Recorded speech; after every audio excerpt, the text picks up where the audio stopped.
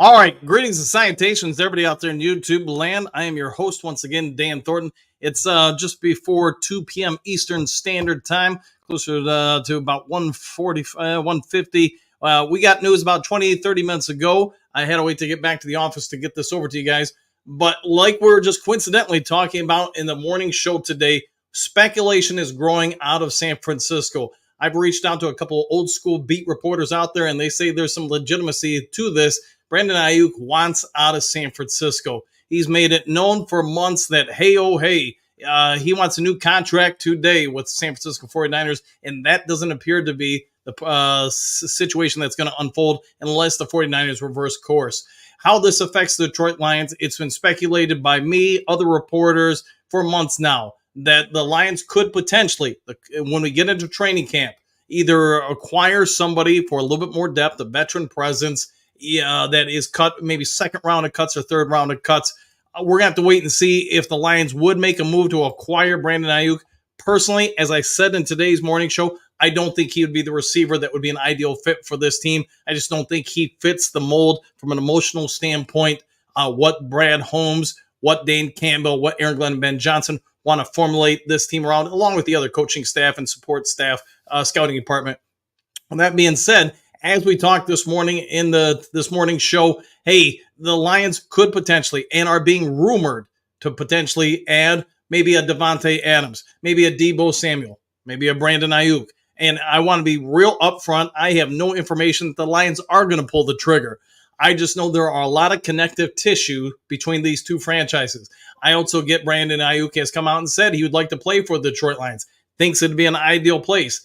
Like we talked about in the morning show, if the Lions could add one of those three gentlemen or somebody similar to it, this offense might be just dang near unstoppable. It might be the closest thing to the early 2000s, the greatest show on turf, whatever you want to call it, if that happens, where they acquire a Devontae Adams, a Brandon Aiyuk, or potentially, I don't know, maybe a Deebo Samuel. I'd be all for it. As I said this morning, I'd be all for Adams. I'd be all for Deebo. I'm not so sure about Brandon Aiyuk, but I'm going to say this sounds like it's got more and more growing possibilities. What somebody's going to give up to get him, I also think would be very minimum. Talking about Brandon Aiyuk, I don't think at this point the 49ers could hold out hopes for a high, maybe even a high mid-round pick for him, just because the salary cap demands he knows he wants to achieve after this season. He wants an extension now this season.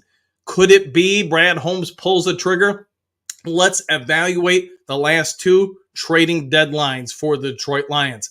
The Lions have made requests, specifically last year, to go out and get Montez Sweat, to get Burns from the Carolina Panthers. And I want to say they called the Jacksonville Jaguars too about Allen.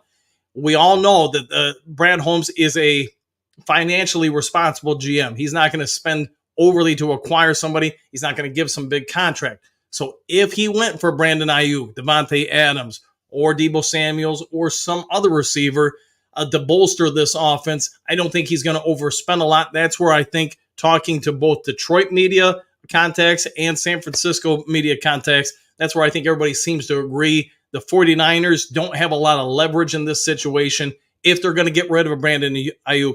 And if Brad Holmes was going to go out and get him, it'd probably be for something like a 4th, 5th round pick. Probably some contingencies on it. Hey, he's got to get X amount of snaps, produce this, that, and the other thing. And then there would almost have to be a contract worked out before the trade, at least terms and with his representation and Aiyuk himself, if he was to come to Detroit. Let's see what you guys have to say, because I can't stay. I'm here for a good time, not a long time. I got to get back to work. Hatman, hey, good to see you. Hey, brother. Hey to you, too. Hopefully a great one. One of the greatest pictures in all of Lions Talk Live history.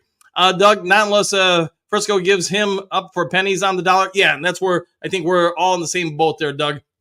Brad Holmes would have to get him for, I think, a pretty economical value as far as, trade compensation. Let's see, Day, what do you got? I don't think the Lions need to trade for Aiyuk. I think the Niners losing him is all that really matters. I'll say this, Day, I think that is an outstanding take. How much do the Detroit Lions benefit? In fact, I'm going to give you a Hutchinson wink and a point there, because I think that is an outstanding take. If you take Aiyuk out of last year's game, the Lions probably do win the NFC title game. They get to the Super Bowl. If you take him off this year's team, it's a whole lot easier to double team other people. So, Kittle, Debo, going to get freed up a whole lot less unless somebody else steps up and emerges. So I agree with you there, and I think that's a great comment by your behalf there.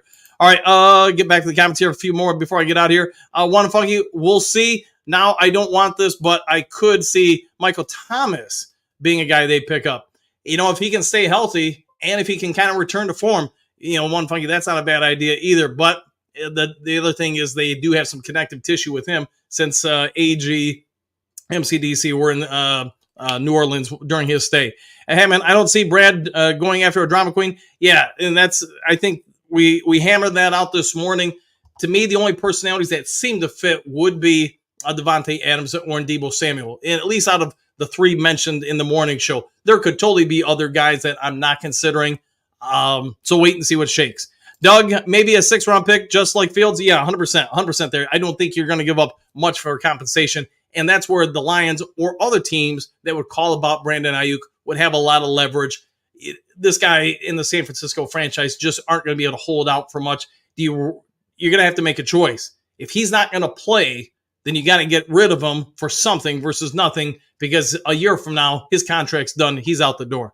All right, Doug, wouldn't be my first choice. Not really in a hurry to put someone else on our roster. Yeah, it's got to make sense. It's got to make financial sense. So see what happens. And again, to reiterate, I'm not saying it's going to happen. I know there's going to be some knucklehead in the comment section that says, well, you said that they're going to go get him. Nah, knucklehead, just like last year with Mike Evans. I never said the Lions were going to get him. I said both teams talked about a possible trade. Just because I talked to your mama doesn't mean I'm going to date her. So keep that in mind. And nobody here said that, but you guys know how the drill is. If you've been around YouTube, somebody's always going to take pot shots at you. All right, Day, I think the Cards would make the most sense for Aiyuk since he went to Arizona State. Good point there, Day.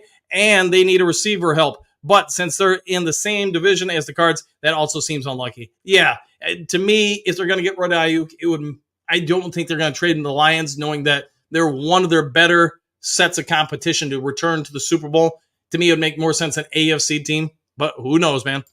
Bo, I don't see a fit getting him if the price is right. Yeah, it would have to be very, very cheap, and maybe you just do it on a one-year rental. I don't know. I leave that up to Brad Holmes in Detroit Lions office.